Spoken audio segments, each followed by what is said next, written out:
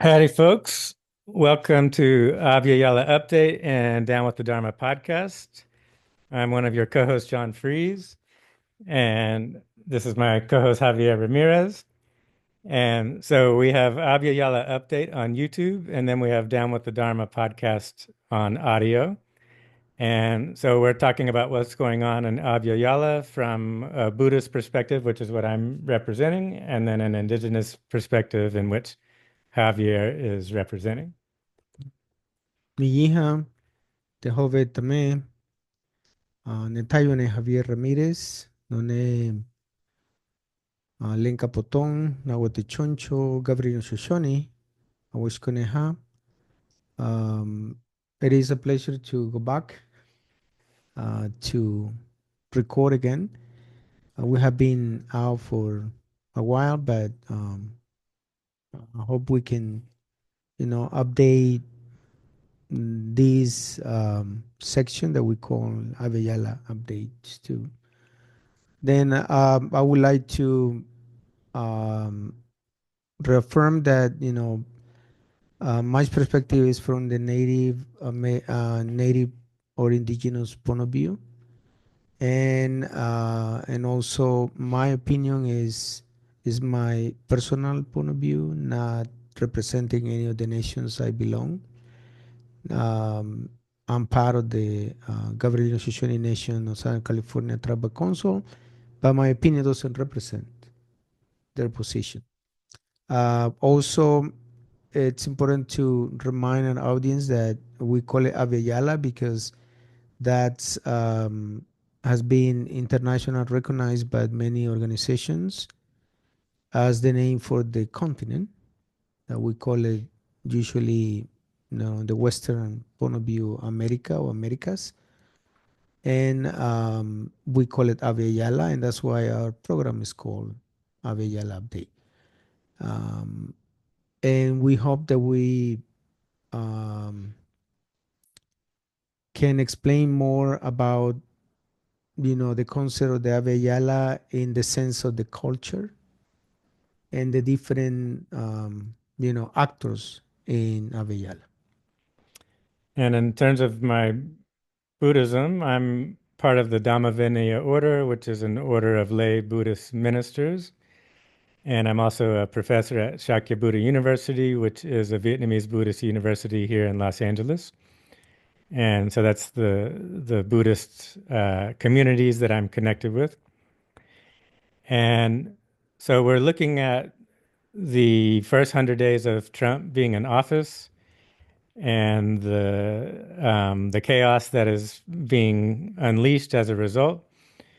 And before we started recording, Javier and I were talking about this representing in a larger context the collapsing of the Western imperial system.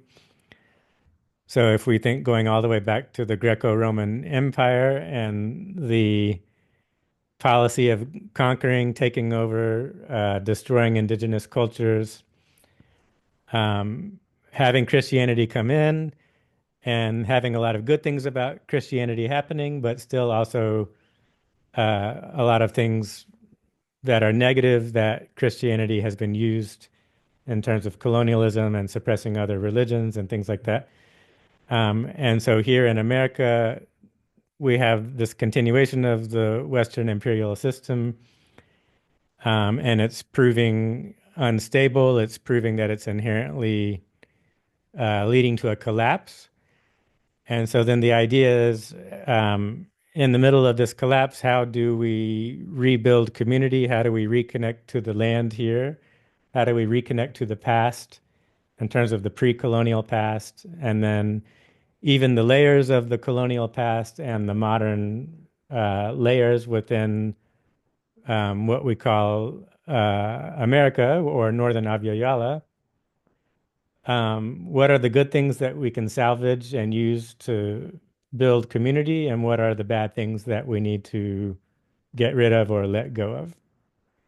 I think, well, I call this administration Musk Trump administration, and I call Elon Musk President Musk Right. because uh, we are in a situation where the present administration is more, represented by the elite than anything else. And at the same time, when we talk about the involvement of the religion, we're talking about the Christian nationalists, which are ultra conservative, and at the same time, they don't take in consideration the needs of many different communities. Then, in these first 100 days, we see a lot of crisis in many communities because of the impact of the policies, either external and internal policies. Definitely, that's affecting the whole Avellala, not only North Avellala, but the whole Avellala. At the point that you know we need to start thinking about here in California, because we live in California, why California being the richest state in the whole USA and a strong economy worldwide, why we have to be in crisis, like many other states that are not in the same economic level that California is supposed to be. Then that's will be a question that maybe economists can answer, not necessarily us, but why California is in crisis, eliminating many services, also people losing, the job. There's in a lot of, the prices are high, the, you know, the opportunities to work are really minimum, or if you find are low paid jobs, in the service industry. There's no a lot of production in California anymore. Then why, being the richest state, California cannot handle the situation? Why we have to be in crisis? You know, that is something that we need to consider. Then, in order for us to face this situation as a community, is what we need to do. And I think that will be our focus today, on some ideas that we have, and based on some information that we have received, that is an interesting information that we're going to share today with the audience. And how can we use, you know, this information to look for solidarity between communities, um, in terms of any level, from the religious to cultural level. How can we starting to build a more unifying, expression, and not just mobilizing or criticizing the policy, but what is the alternative we have for us, at least here in California. And we can say that California is a blue state, it's a Democrat state, but it's clear the Democrats haven't been able to create a policy in terms of education, healthcare, jobs. There hasn't been a populist policy in place, so it's basically like we've become hollowed out, and so the Democrats haven't been able to counter the Mm. Republicans, and that's true nationwide as well. And to me, that means then that their institutions tend to be the education system, the healthcare system, and the media, Hollywood, we can say. And just within America over the past decades, we had the New Deal, but the New Deal has just been eroded over time. Mhm. And so the Democrats basically they got behind sending all of the industrial jobs overseas. They got behind deregulating the financial system. They were behind a lot of the privatizing that has occurred. So the only thing they had left were just the social issues, which they're good on the social issues, but the social issues alone is not going to be able to defeat the Republicans. So Um, the Democrats are good at protesting against the Republicans, but when they have actual power, they don't have a populist vision to build around. Yes, And yeah, for mm, example, for almost a decade or more than a decade, the Democrats have been in control of the whole power in California. right. But we have a lot of violence, in many cities, Northern California, Southern California, there's a lot of violence, a lot of gang, related violence. We have a problem of homelessness too, not only in San Francisco, Oakland, but also in LA. LA is the center of the homelessness. And even with democratic governments, local governments, there's no solutions. Mayor Bass has not done anything for the homelessness in all this time. We have also a situation where in the USA, the higher price of the gas is in California because of the taxes that we apply to the gas. That's something that Democrats could, resolve, and they had not done anything. Also, even though the trillions of dollars pass through California, they don't really distribute those in a way that will help. Many social services, as you said, they are good in social services. It depends. Oh, well, I mean, they're good on social, meaning like it's okay to be gay. They support women's rights. They Yes, they but support people of color. Like yeah, that's what I exactly. meant. I didn't mean Yeah, necessarily but social. uh, but Yeah, they yeah, don't provide those funding supports, because right, most of programs that are dedicated for equality, in integration of communities, come from the federal government. Then now that the federal government is under the elite, they are cutting all the fundings, and many of those services have been cut here in California, or they're going to be soon cut. right. Many, for example, the nonprofit industry is collapsing right now because many of the fundings are being cut, and California has no solution at this point. The other thing that is going on is, many businesses are leaving California. Um, there's people are California people is migrating to other states or outside the United States too. I know there's been a lot of people thinking going to Mexico or other countries at this point because they feel that wherever they can do, the economies are different than here in the United States. Um, California is higher in taxes, and it has not been a solution for that. But we don't see the result of those taxes into the benefit of the people. Then, in reality, what the Democrats, like you mentioned, they only really benefit the elite. You know. If you're in the professional managerial class and your main priority is um, identity politics, basically, Yes. okay, yes, then you're happy. But Yeah. And the other thing is, as recently we discussed before in another program of us, is how also the academic institution has changed.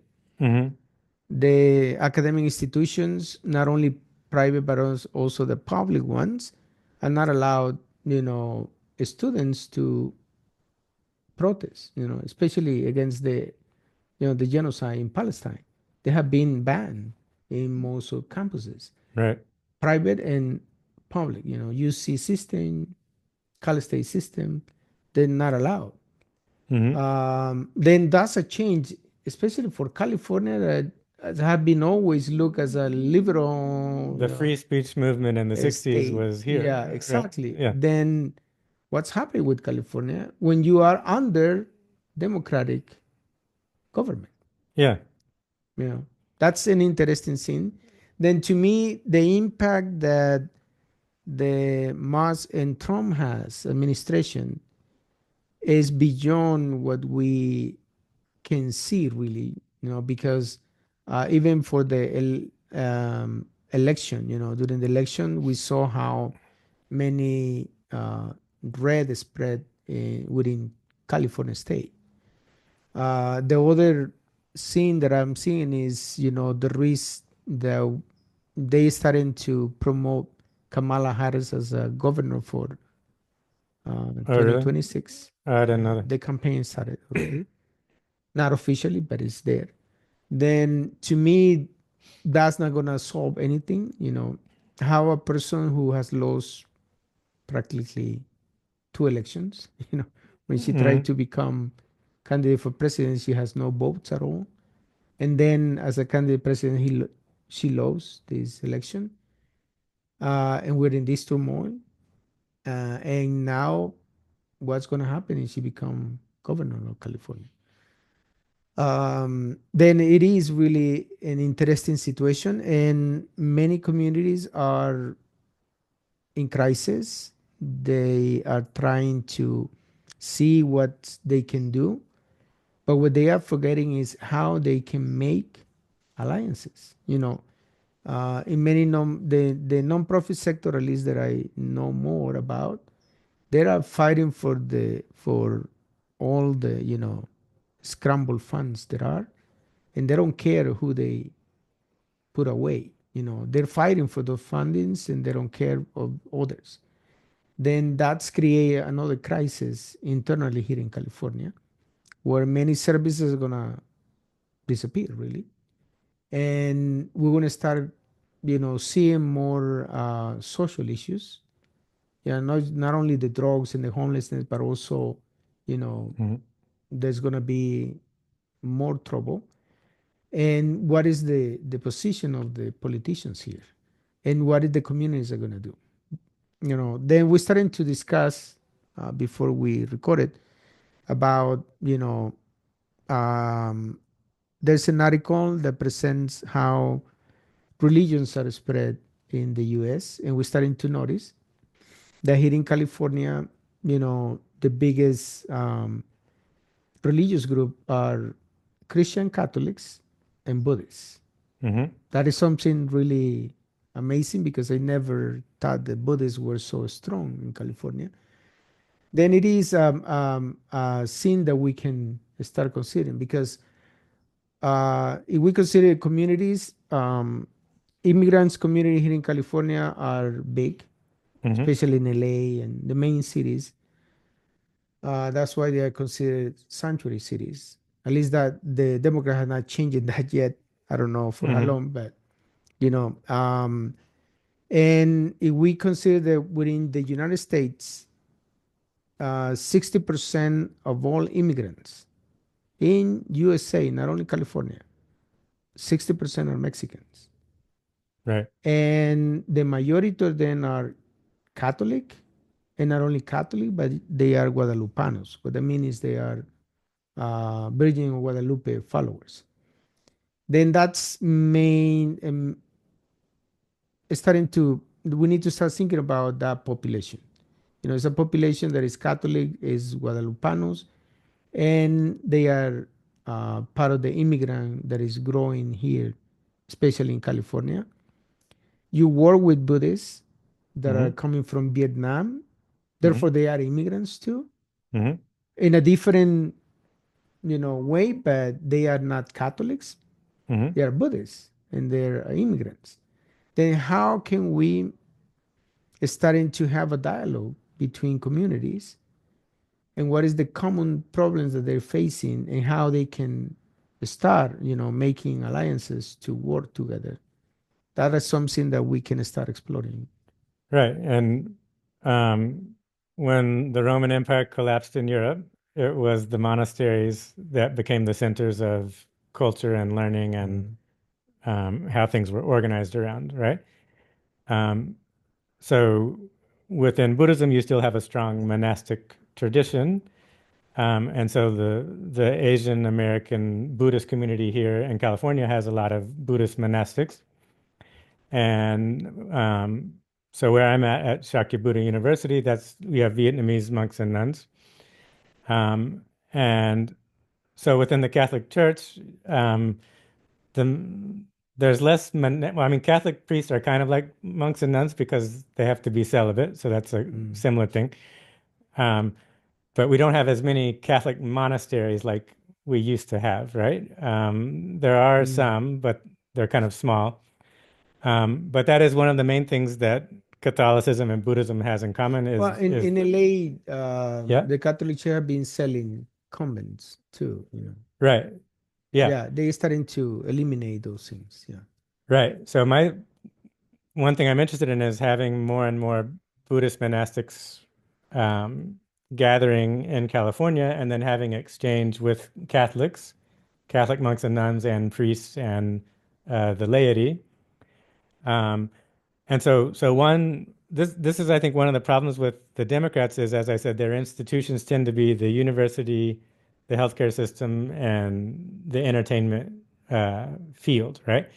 There are some progressive churches, but their numbers keep going down. And so one of the problems is that the Democrats they don't have a strong spiritual tradition in which to build community around.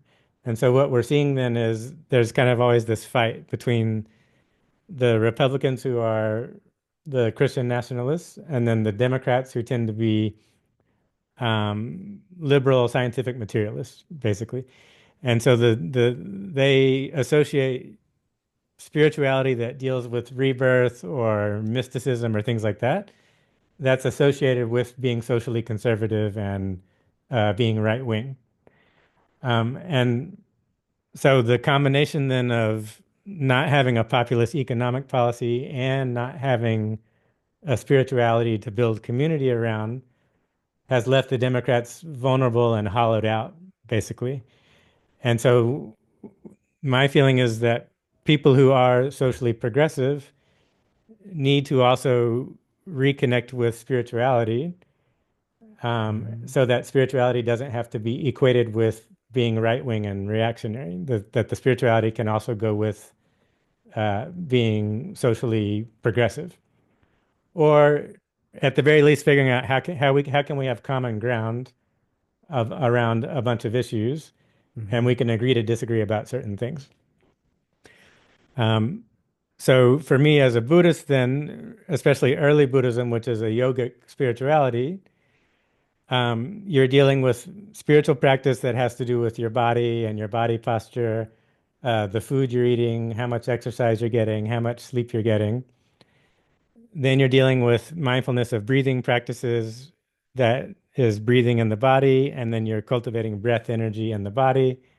And then that leads to a deeper spiritual awareness, and it's what we would call the heart mind, not the conceptual mind. And that deeper heart mind experience opens up into a deeper spiritual ground of being, we can say. So this is very organic and yogic practice. It really doesn't have to do with belief. It has to do with just doing practices and experiencing the result of those practices. So what's happened within a lot of Western convert Buddhists is they have just used Buddhism as a philosophy that's disconnected from this yogic spiritual practice. So their Buddhism becomes McMindfulness, the mindfulness industrial complex, which it's Mhm. just mindfulness with existentialism, and it's similar to just a liberal worldview, which doesn't have any kind of real spirituality. Mhm. So, like I'm saying, if we reconnect with Buddhism and monasticism and we get in touch with these yogic spiritual practices, this is good for health and well-being. It's good for creating health in the community, but it's also good in terms of creating a spiritual um, connection with each other, Mhm. and that becomes a strong spiritual base to have community being built around. And that to me is one of the main things that is missing among the liberal communities is having a genuine spirituality that does that. Yeah, and I Yep. think it is.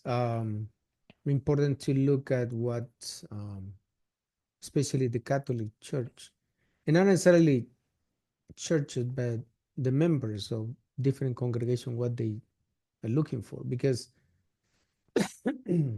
sorry, from the indigenous perspective, um, we were invaded by Europeans who were Christian Catholics. Then a lot of indigenous communities has traditionally, combined their spirituality with the Catholic beliefs. And even here in California, many indigenous tribes are still, Catholic because it was an imposed religion, and also Spanish was imposed. Then that connection still exists. But many communities are trying to revitalize their spirituality and revitalize their culture.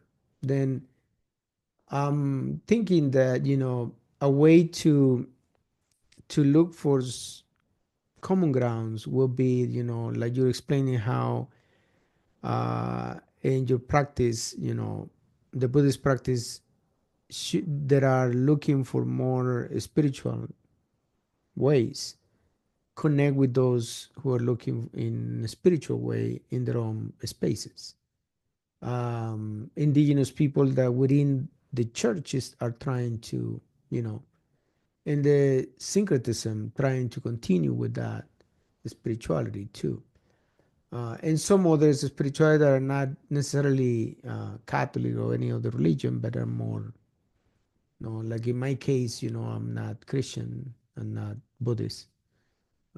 But I have a practice that, focus on the connection with the energies and the connection with Mother Earth. Then that is more, to me, more essential connection, that could be, and we had discussed it with you before, the how is closer to what you're trying to practice as a Buddhist.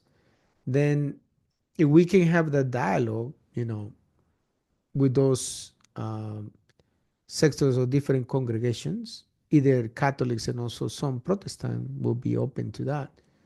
I think that would be a ground for us to start the dialogue. Because right now, for the situation we have, we need to start building a community, a greater community that has a common goal. Independently where you're coming from, if we have a common goal that, okay, we need to survive the collapse of the empire. Mm-hmm. We need to survive what's going on in this moment. The administration is attacking all of us. How can we defend ourselves together?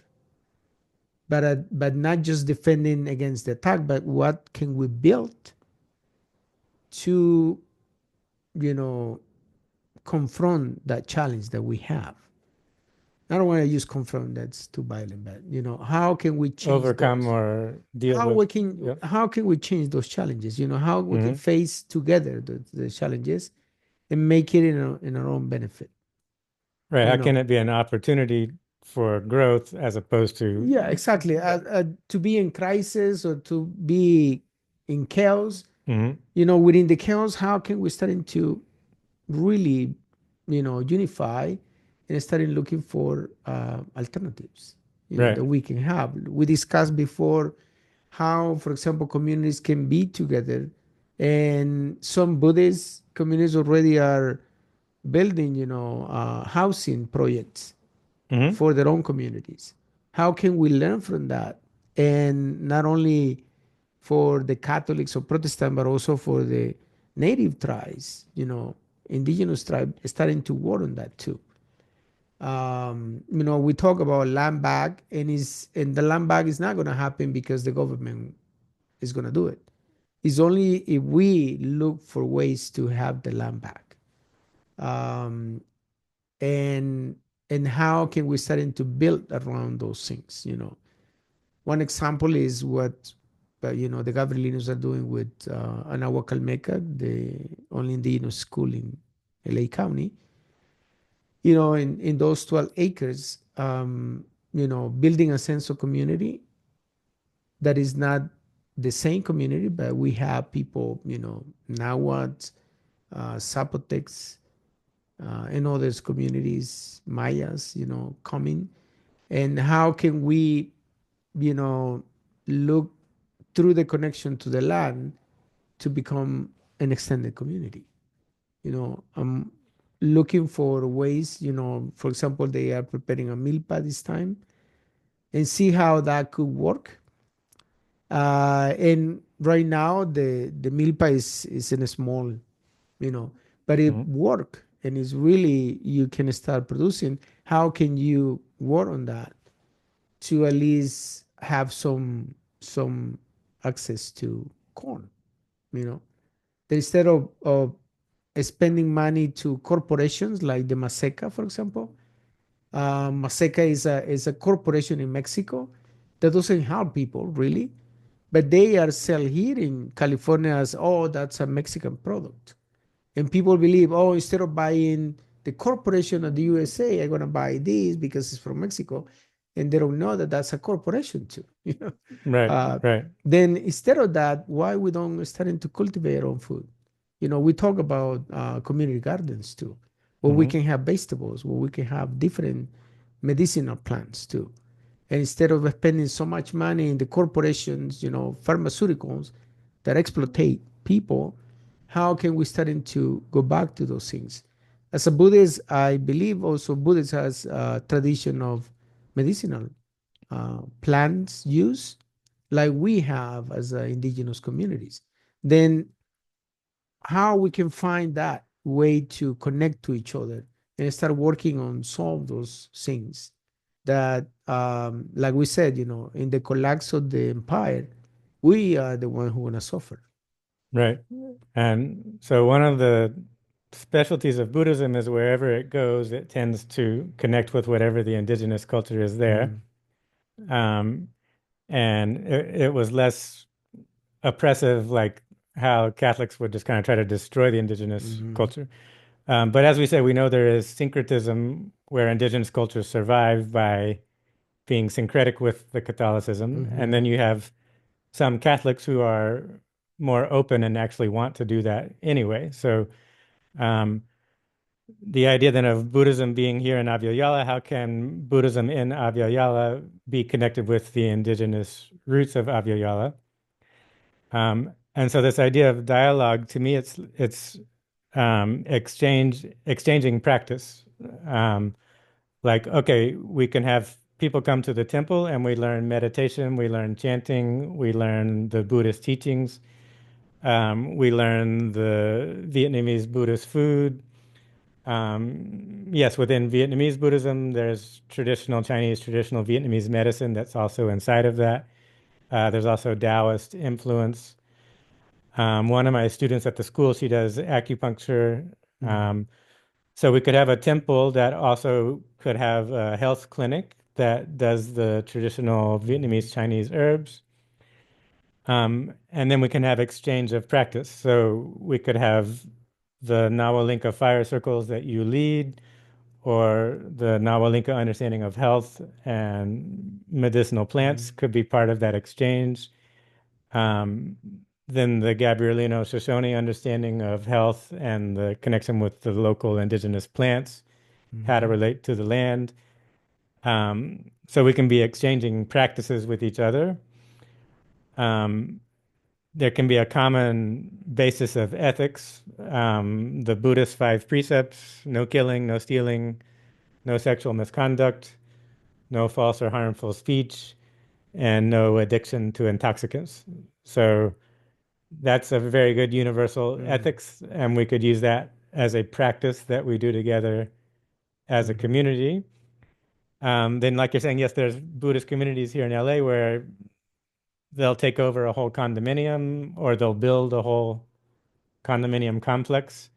And inside the condominium complex, there'll be a temple with monks and nuns living there, and then there'll be the lay people living in the whole condominium complex, right? mhm, Um, so to me, it's an exchange. Like we've talked about dialogue, but to me, it's from a Buddhist perspective, it's really more exchanging practices.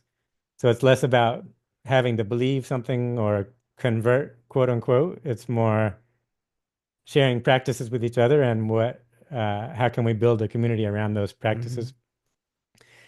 And in terms of Christianity itself, I think within Catholicism, you have the theology from the Franciscans, which um, Bonaventure was a famous Franciscan theologian in France. And so they developed this idea of God as a spiritual ground of being, and that the contemplative practice is to get in touch with God as this spiritual ground. And that this was something that was further developed by the Carmelites, that they would talk about getting in touch with God as a ground of being. And you also have it within Protestant theology, you have Paul Tillich, who would talk about the spiritual ground of being. And the purpose of practice is to get in touch with this Mm-hmm. spiritual ground. So that um, connects with the yogic spirituality of early Buddhism and also the yogic spirituality of Taoism, the yogic spirituality within Hindu yoga, where again, you're working with the body posture and the breath energy, and then that connects you to the heart mind, and then the heart mind connects you to the deeper spiritual ground. And so when you have Can you spiritual, explain a little bit more about the Tao concept? Because I sure, know some listeners maybe are not Buddhists in the room. yeah. So again, within the Western culture, a lot of the liberal understanding of Taoism is just the philosophy, which is more the Tao Te Ching Mm-hmm. and talking about interdependence, but they don't connect as much with the earlier yogic spiritual Mm-hmm. teachings. And you have lineages within Taoism that still maintain the yogic spirituality. And that also had a big influence on Buddhism in China, Japan, Korea. Um, so in Taoism, the yogic spirituality, you have Jing, Qi, Shen, Tao. So Jing is the nutritive essence and it's energy becoming matter. So it's the food that you eat, the sleep you get, the Mm-hmm. exercise you get, and it also relates to sexual energy and how you regulate your sexual energy. But it's basically how does energy become matter within your body? And so how do you have practices that make sure you have a healthy body in terms of your energy becoming matter? And then with that energy, then you cultivate it and then you do the breath energy practice. So you have your breathing, and then that's connected to breath energy in the body. And so there's breath energy practices that you do, such as awareness of breathing in the belly or the Tai Chi or Qigong practices you do. And so through being aware of the breathing, you develop the breath energy, and that breath energy circulates through your breath energy channels. So if you go for acupuncture, they're working with the breath energy channels. Mm-hmm. Or there's also acupressure where you do similar, you use your fingers to touch instead of needles, but you're cultivating the breath energy and circulating it through the breath energy channels. So when you cultivate that breath energy and circulate it through the breath energy channels, that helps in terms of healing, health, and well-being. And then it will also sublimate the Jing so that the basic level of energy becoming matter, Mm-hmm. that energy gets sublimated into the breath energy. And then that supports the breath energy. So you have stronger breath energy and it circulates better. And when that breath energy is cultivated, then that leads to becoming aware of the heart mind. It just is an organic process that happens where you start becoming aware of awareness as you experience it as silence, as stillness, as a peacefulness that's radiating from the heart mind. And it radiates through the whole body and it resonates with the breath energy channels. But it's a deeper level of experience and it's more refined. So when you're feeling the heart mind energy, it will sublimate the breath energy into the heart mind energy. And so someone who's an advanced practitioner, you'll feel that they're radiating this peaceful heart mind energy. And at the most advanced level, the heart mind energy will sublimate into the Tao, which is the spiritual ground. And so someone who's a high level master, their heart mind merges with the spiritual ground. And so if you're near a spiritual master, they're radiating a powerful spiritual energy field that you experience as silence and peacefulness and well-being. So if you have Taoist communities of practice or Buddhist monastic communities that they're doing these cultivation practices, the community will radiate an energy, a spiritual energy field. And if you have a spiritual master, the master is radiating a spiritual energy field. And so you feel it. It's tangible when you're in touch with it, you experience it directly. And if you have a community of practice, such as a temple, all of that spiritual energy will also resonate with the energy of the land. And so a lot of Buddhist temples or Taoist temples, they would find locations in which the land itself has spiritual energy. So certain mountains or certain trees or certain regions in the land that's radiating a spiritual energy. And so then the spiritual energy of the community resonates with the spiritual energy of the land and it kind of feeds on itself. And then the whole area starts radiating a spiritual energy. And within the traditional Taoist medicine, that also gets into the plants and the medicine and the connection with the earth as well. And so again, when Buddhism would spread to different communities, they would connect with the indigenous shamanic cultures and they would integrate that into the practice as well. So the Buddhist temple or the Taoist temple would also have shamanic practices that were related to the energy of the land itself and the plants and the communities of the land as well. So these are the kinds of things that we can be building as a community, as Buddhists, as Taoists, and as an exchange with Catholics, and then as an exchange with indigenous communities where we're sharing these practices and how we are building this energy together. And so to me, it's like humans have a spiritual drive to experience a spiritual happiness that goes together with the material drive. Like you want to eat healthy food, you want to have healthy community, but that also naturally leads to a spiritual drive where you want to experience the spiritual happiness also. And um, a mature community, a mature culture would build all of that together, and then that's what creates a happiness, and that's what prevents the happiness from just consumption without anything deeper happening. Or if people become traumatized and then they become violent, it's because there's not this deeper culture to heal the trauma.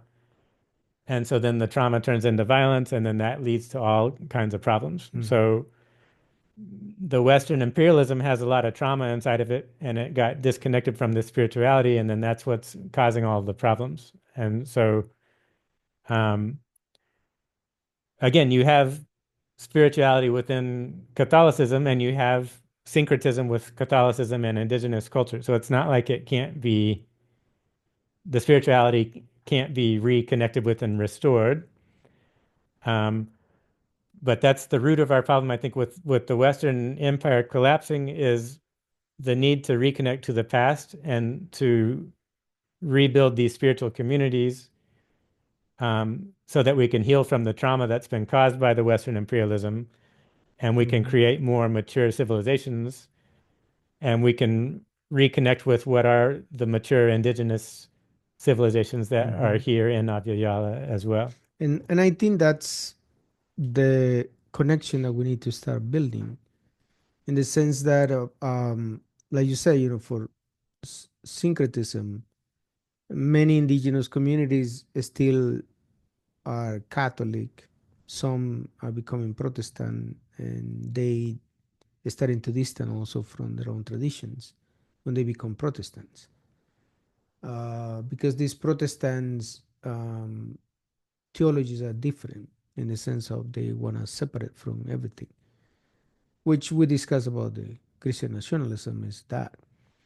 But those that still are connected with their own traditions too, They, you know, their practice are going into connection with Mother Earth, like I said earlier. And in my case, for example, the Lenca Nahuatl tradition is more, a healing process that we call it the practica, where we have a dialogue first, when we open up, it's in a space for people to really express.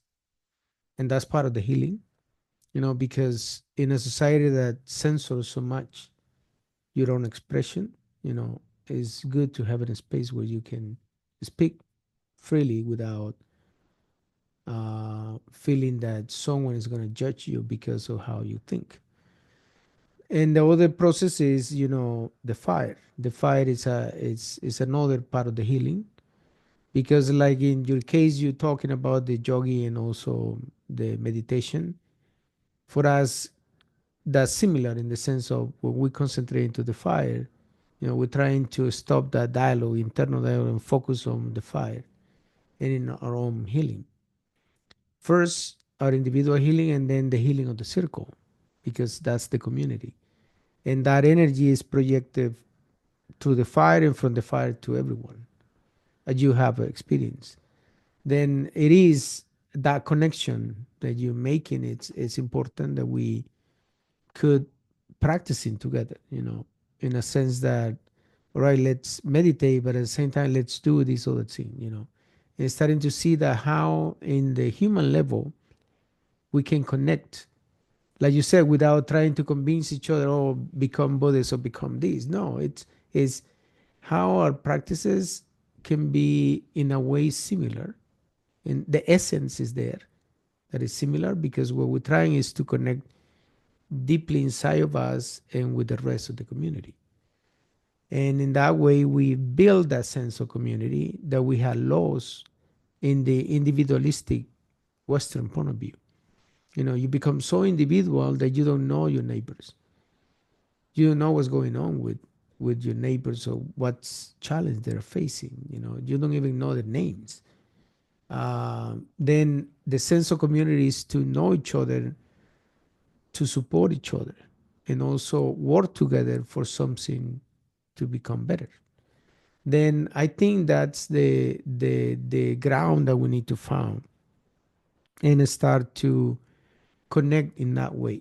You know, ways that we can show people that we can have similar ideas, and like you said, the healing practice too. Herbal techniques of manipulation of the body parts, things like that. You know, like you said, acupuncture, acupressure, but also we have also the sobadores, those who manipulate muscles. We have what is called hueseros that manipulate articulations, and all your bones. Then those are practices that can be combined, um, with different other practices that have been existed for a long time. And in that way, we can start building communities that will heal better, that will handle different traumas, and at the same time become stronger. Because right now in this collapse of the empire, definitely our community is going to suffer a lot. But how can we start to build those things that when the collapse reaches, the impact will be less? There's not going to be no impact.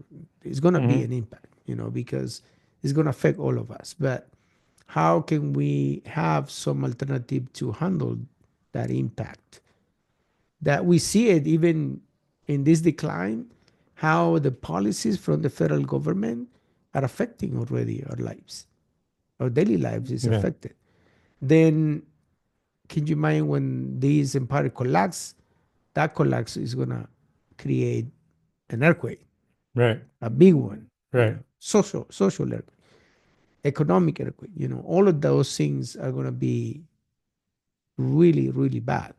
Then we need to start building uh, alternatives in a sense of how can we survive, really, and how the next generation will be able to have a different way of lifestyle, living, having a more sense of community, and the sense of nation in a way that is not all destructive, individualistic like we have in the capitalist society, but a more, you know, uh, solidarity, in a way that is clearly that we cannot be alone, Hmm. but we are communities that we need to work together.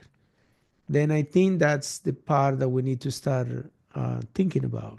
How can we start? And when I mentioned the term dialogue, is how can we make that possible? You know, because right now we have this idea, but how can we start in connecting with people? You know, Hmm. that's the hard part.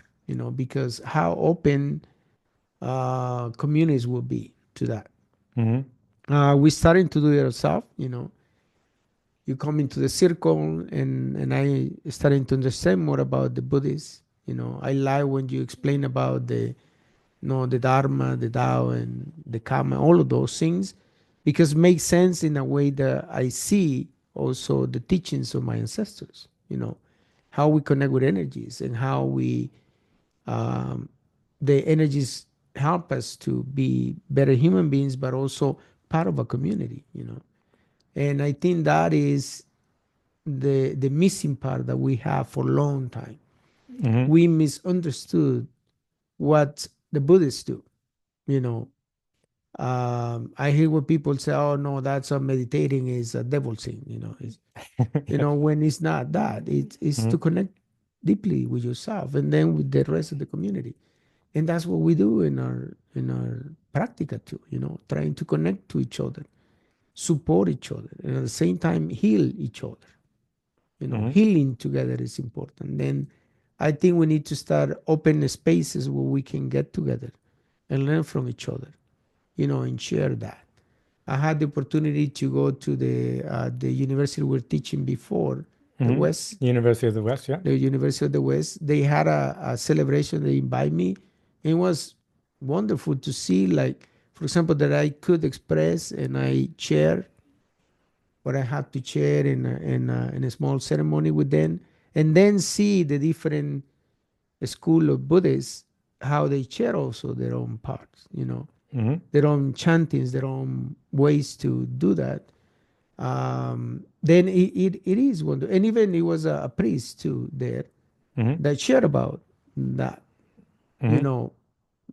And I think those are the spaces we need to start looking for, where we can share those experiences and that knowledge that each of our communities have, to see where we connect to each other, where we can start building that and create a sense of community that we don't have at this moment. Right. Right?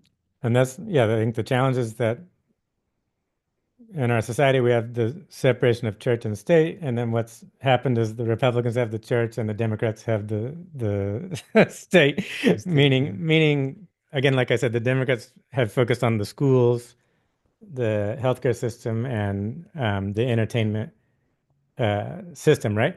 So then they've kind of cut themselves off from being able to go to the church. Um, so it's like it's just this separation. So then, like for me as a Buddhist and who's also in touch with Taoism, and then I am also into yoga. I go to yoga class. There's a yoga studio just right down the street here. I go. Mm, Um, so from Taoism, I've learned, oh, this is how I should eat. From the yoga class, this is what I need to do for body postures on a regular basis. From Buddhism and Taoism, this is what I've learned in terms of meditation and breath energy and how to work with my emotions, how to heal from trauma. I've learned these things from the Buddhism, the Taoism, the yoga, right? So mm, none of that I learned in school. None of that I learned from my doctor or my healthcare system. But both of those things I find absolutely essential for my health and well-being and mm, happiness. And so that's what I'm saying is that the Democrats have cut themselves off from being able to have that within daily life for the vast majority of people. It's only if you're have money and you're like a bourgeois that you get to afford going to the yoga class or have the macrobiotic diet, Yeah. right? So we need to evaluate how are we doing our education, our healthcare, in which these Mhm. kinds of practices and traditions can be taught where it's integrated together, right? So Mhm. again, it's not like a And dogmatic in a religion. new age, sense, Yeah, because new age take only the spectacular part and they yeah, don't really connect with what it is, the essence. yeah. Then that's what you say, they use Buddhists, they use Hinduism, they use indigenous, they use a mix of many things, and that's what they sell. But in Hmm. reality, it's empty. Yeah. Then what we need is to go back to what you said, the original practices, the original things that were meaningful as an individual and as a community.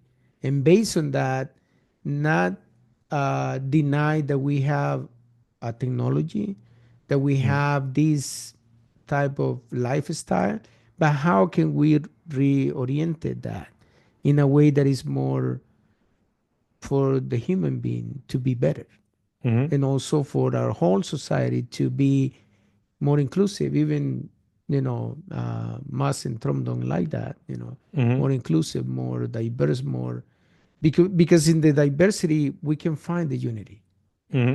because all the different that we have make us better.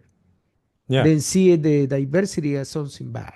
you know we can grow together, but we need to understand that each of us are different, like we do in our circle.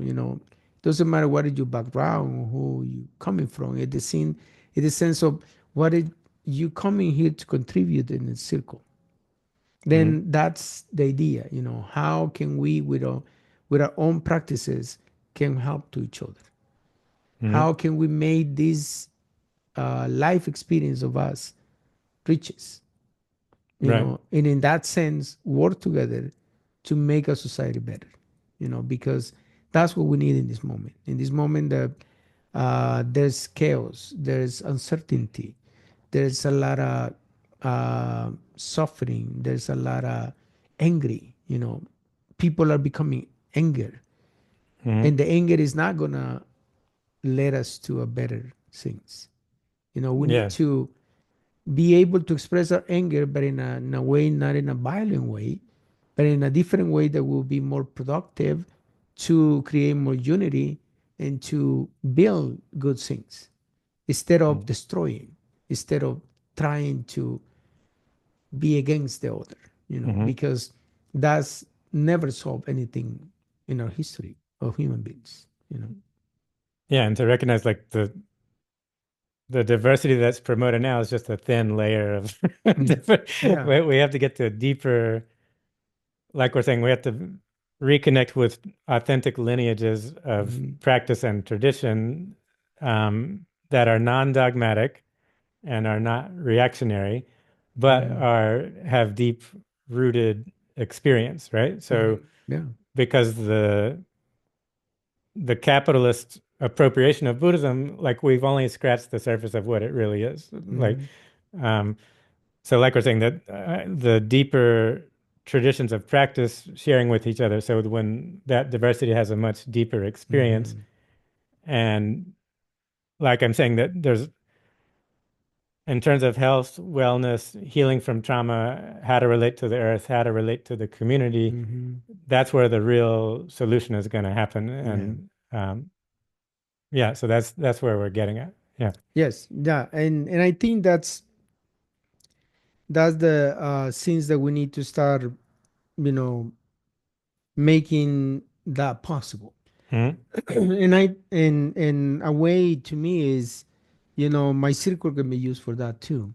Like Right. just thinking, how can we have a group also extended here, you know, Hmm. at your place where we can share those things too. Because that is how we're gonna start building. The idea that we had before of visiting like community gardens. Hmm. How these communities are working with their gardenings, how they are producing, you know, goods that help their families, involved in the gardening and extend it to other communities. Because as far as I know, the garden in Ontario, one example is that they help elderly people, Hmm. with their products. Pomona has several gardenings too. One person in our circle is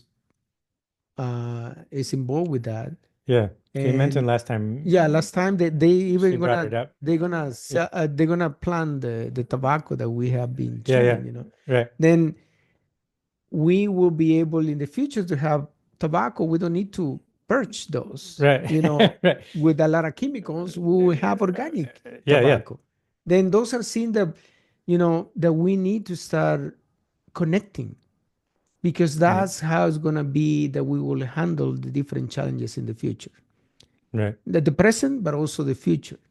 How Mhm. can we starting to create that and build those connections that are going to help us to be together, to Mhm. be more unified, to be more connected to each other, you know, and see what is the common ground that we have, because that's, for me, the community gardens are the direct connection with the land.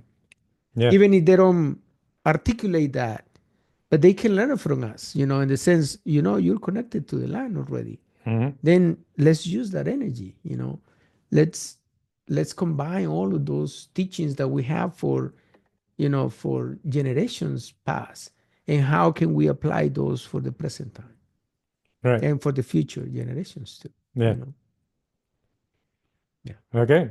yeah, good. Well, that's All right, it for then today. next time we will continue trying to see how we build more about this in our conversation. Yeah. Exchange of practice, Yes, different communities of practice. yeah, Yeah. exactly. All right, thank you, everyone.